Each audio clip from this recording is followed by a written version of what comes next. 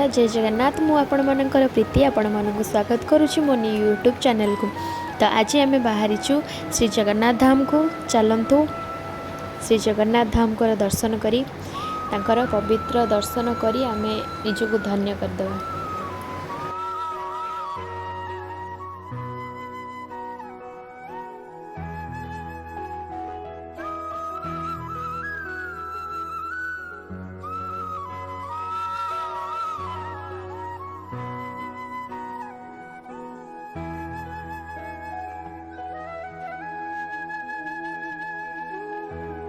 प्रायतः आम ए काकटपुर माँ मंगला मंदिर पाखापाखि हो गलुणी। तो बहुत खुशी लगुच माँ पाखक जावा माँ दर्शन करने। तो चलतु से माँ पवित्र दर्शन करी दिव्य दर्शन करी निज आखि को पवित्र करवा। से पवित्र दिव्य दर्शन पर आम बाहरचु कोणार्क सूर्यदेव मंदिर। आम सूर्यदेव मंदिर पाखापाखि हो गलुणी।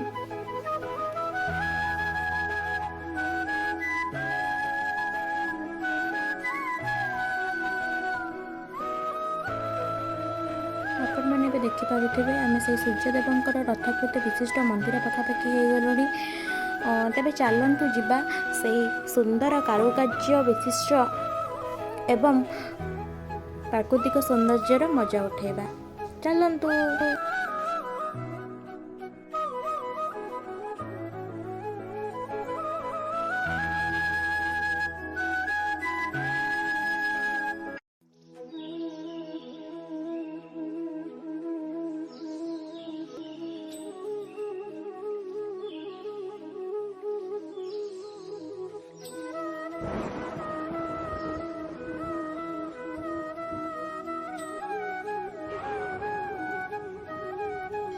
ଏହି ମନ୍ଦିରର ନିର୍ମାଣକର୍ତ୍ତା ହେଉଛନ୍ତି ଗଙ୍ଗବଂଶର ମହାରାଜା ଲାଙ୍ଗୁଳା ନରସିଂହ ଦେବ।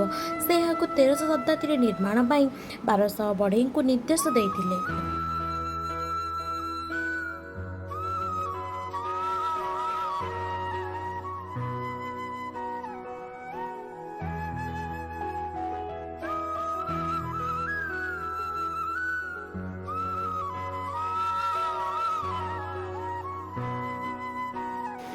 कोणार्क सूर्य मंदिर 1300 शताब्दी में राजा नरसिंह देव द्वारा निर्माण करा जायतिला।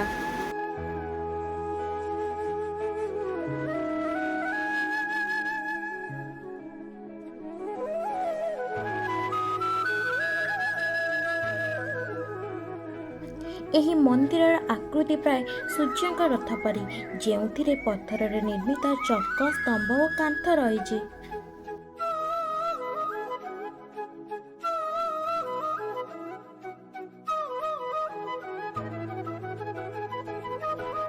एक विशाल रथाकृति एही मंदिरटी हेउची पत्थर निर्मित चक कांथ और स्तंभ विशिष्ट।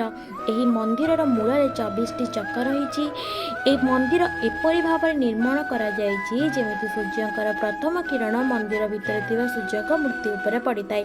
एही मंदिररे 7टी घोड़ा रही।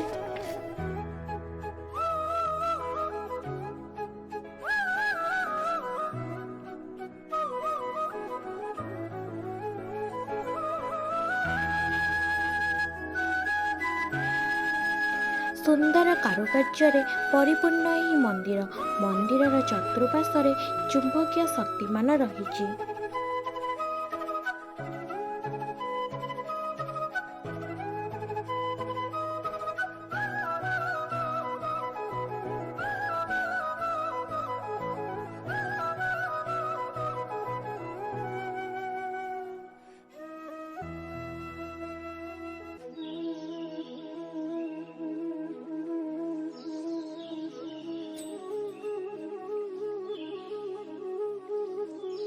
कोणार्क सूर्य मंदिर कलिंगर स्थापत्य कला शैली तोड़ा जाइतिला।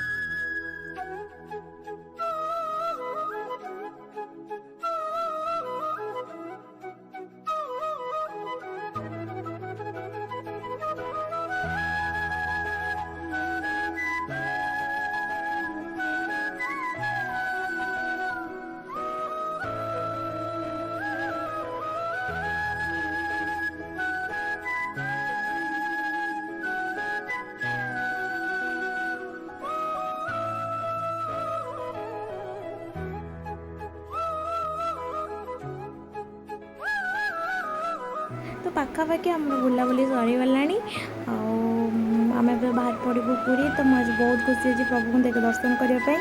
ତ ଆମେ ଗାଡ଼ିରେ ବସିକି ବାହାରି ପଡ଼ିଲୁଣି। ତ ଚାଲନ୍ତୁ ଯିବା ଦର୍ଶନ କରିବା ପ୍ରଭୁଙ୍କର। ପ୍ରଭୁ ବି ଆଜି ବଡ଼ଦାଣ୍ଡରେ ଅଛନ୍ତି, ଆଉ ଭାଗ୍ୟରେ ଥିଲେ ବଡ଼ଦାଣ୍ଡରେ ପ୍ରଭୁଙ୍କ ଦର୍ଶନ ମିଳେ।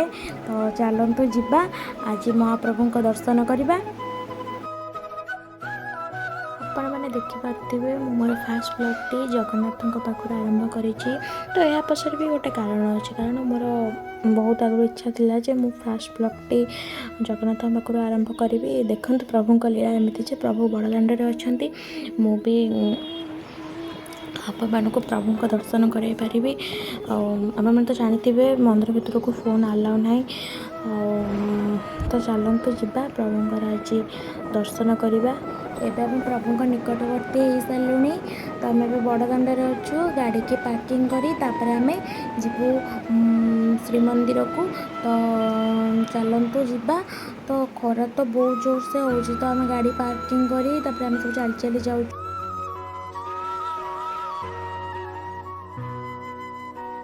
ଆପଣମାନେ ଏବେ ଦେଖିପାରୁଥିବେ ଜଗନ୍ନାଥଙ୍କ ମନ୍ଦିର, ମହାପ୍ରଭୁଙ୍କ ବଡ଼ ଦେଉଳ। ତ ଆମେ ଆଉ ଅଳ୍ପ ଦୂରରେ ଅଛୁ। ତ ଚାଲନ୍ତୁ ଯିବା ଆଜି ପ୍ରଭୁଙ୍କ ଦର୍ଶନ କରିବା।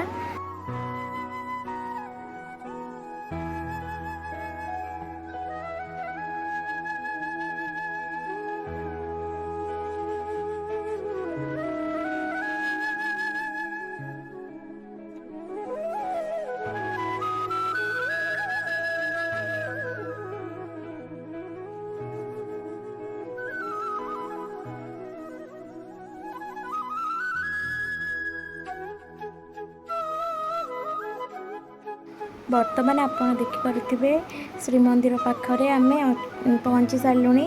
ତ ଏପଟ ପାଖରେ ଆପଣମାନେ ଦେଖିପାରୁଥିବେ ତିନି ରଥରେ ତିନି ଠାକୁର। ତ ଦକ୍ଷିଣ ପାର୍ଶ୍ୱରେ ବଡ଼ ଠାକୁର, ମଝିରେ ମା ସୁଭଦ୍ରା, ବାମ ପାର୍ଶ୍ୱରେ ମହାପ୍ରଭୁ। ଆପଣମାନେ ଦର୍ଶନ କରିନିଅନ୍ତୁ।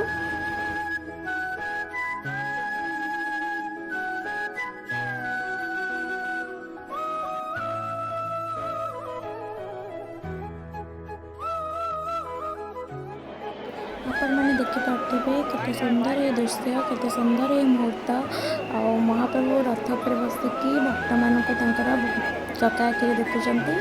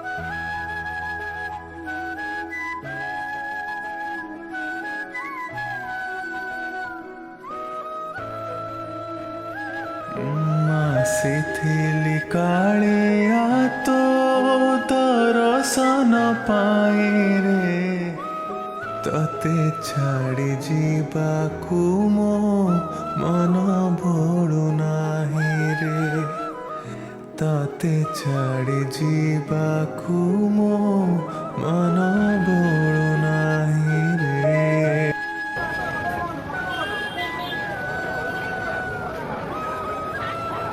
ମହାପ୍ରଭୁଙ୍କ ଦର୍ଶନ ଭଲରେ ସରିବା ପରେ ଆମେ ଏବେ ଟିକେ ଏଠି ଆସି ବସିଯାଇଛୁ। ତ ଆପଣମାନେ ମୋ ମୁହଁକୁ ଦେଖି ଜାଣିପାରୁଥିବେ, ମହାପ୍ରଭୁଙ୍କୁ ଦେଖି ଆଖିରୁ ଦୁଇଟୋପା ଲୁହ ଚାଲି ଆସିଥିଲା। ତ ମହାପ୍ରଭୁଙ୍କୁ ଦେଖିକି କାହା ଆଖିରେ ବି ନ ଲୁହ ଆସିଛି। ତ ଛାଡ଼ନ୍ତୁ ସେ କଥା। ଆମେ ଏବେ ପୁରୀ ସମୁଦ୍ର କୂଳକୁ ଯାଉଛୁ, ଆପଣମାନେ ଦେଖିପାରୁଥିବେ। ତ ଚାଲନ୍ତୁ ଯିବା ସମୁଦ୍ର କୂଳ ଯିବା, ଆଉ ସେଠି କ'ଣ ହେଉଛି, ଆମେ ଆଉ କେମିତି ମଜାମସ୍ତି କରୁଛୁ, ଚାଲନ୍ତୁ ଦେଖିବା।